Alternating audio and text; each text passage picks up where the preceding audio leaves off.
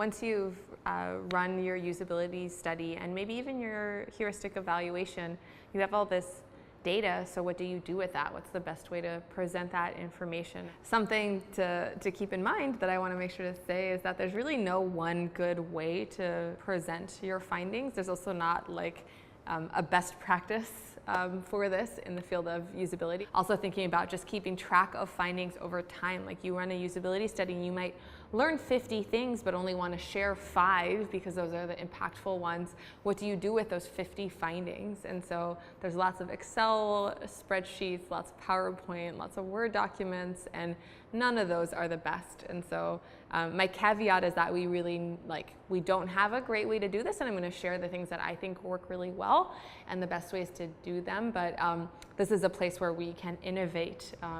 And so especially if any of you taking this class have ideas on a better way to present findings, I'd love to hear them, but we also as an industry need to change how we report on our usability findings. If you run a quantitative usability study, so a larger sample size, and you're doing that to draw conclusions about all your users, so not just what participants did in the study, it's also usually more around numbers. Graphs can be great, and graphs are really nice to convince other people of stuff, especially if you're X points better than your competitors. There's nothing better that shows that than a graph that shows how much faster people can accomplish a task on your site, how much happier they were about it, how much more successful, or even between tasks, which ones are easy to complete, which ones aren't, where the more errors occurred.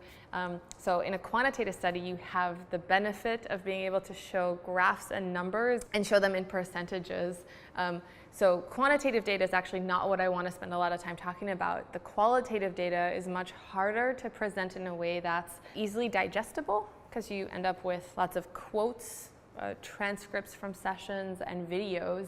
And so there's not like one way to do that, and actually presenting qualitative data in graphs can have a really bad effect because you can't actually extrapolate 3 out of 6 participants and say 50% of users because it was only 3 out of 6 participants. Even if you show a graph where it's only 3 out of 6 participants, it might drive a senior executive at a company to make this huge sweeping change that isn't really what you had intended or hoped to do. So it can be a little misleading to use graphs for qualitative data. One of the benefits I see to qualitative data is that you get to show video clips. And so this is also an encouragement to record your video sessions, whether or not they were remote or in person, because there's nothing better than being able to show someone what happened rather than having to describe it. And so you might be in a meeting where you're trying to convince someone of the benefit of having done a round of usability testing, or maybe it was several rounds of usability testing that you did and you made changes in between. You want to show how that experience was improved for your users. In a boardroom where people see graph after graph and PowerPoint presentation after PowerPoint presentation with lots of text, a video can be such an amazing change for them, and also just immediately get the empathy that you want from them, where they're willing to drive change, because it doesn't matter that only 3 out of 6 people had a problem. If they see people struggle, and it's such a frustrating experience that even if it was just those 3 people, we should fix the problem for those 3 people. And so it doesn't matter that it was only 3 out of 6 and that we don't know how many people of all our users will have that problem. It's a big enough issue. And so I really like using video clips. At user testing, we do a lot to include video clips in our reports to give people a little bit of that sense of like, what is the experience like for the people who are using our product? So an example of using video clip rather than text or description is that I did an evaluation of the Stitch Fix website. So Stitch Fix sends you clothing. They're kind of a online personal stylist. So you tell them kind of what your style is and what you're looking for, your size, and then they ship you a box of clothes either every month, every other month, whatever frequency you want it at. And so in the usability study that we did on their website, we found that people had trouble using the sizing chart because they were looking for numeric numbers, size, clothing sizes, and then small, medium, large letter clothing sizes. And so I can describe that like I just did. I could show you just a screenshot of the sizing chart. Much more impactful is to just show you what happened. And even if I just show you one example that's sort of representative of users interacting with the sizing chart. And actually in this case, all the participants had problems at some point in time trying to figure out what size to select. And so what I'm actually going to do is show you what a clip is that I would show in a meeting where I want to drive the change and encourage people to improve this sizing chart. See, I'm not really sure what number size is so subjective, so I'm going to leave it as, oh, good, a size chart is right there. Thank you very much. So here's the weight, here's the height, so it's small. I don't see a number size. Currently we are okay. Yes, but I don't see the 0 to 14 indicator on here that's telling me what a small would be. So. My favorite example sharing videos is someone who worked at a company where they did testing actually every week. On Thursday they would do some kind of usability testing, and so on Friday he would send out clips from the sessions, and so he'd send out no more than 3 clips of things he wanted to make sure everyone at the company would see, and he would send this to the whole company. Probably more realistically is that you would send an email like that out maybe to a much smaller team, or actually include the videos in a PowerPoint presentation. So as much as I complained about PowerPoint at the beginning of this lesson, it is still a really powerful visual tool to present anything to a team. And so I really also like taking advantage of screenshots and taking notes on screenshots. And so that's a little easier. The problem with videos is that someone has to still sit still and watch what happens if they want to just kind of quickly remember what something was about. If the video is attached to a screenshot with maybe a small summary of the finding or what we learned from the participants, that's easily tied together in PowerPoint, which is how I usually present these results.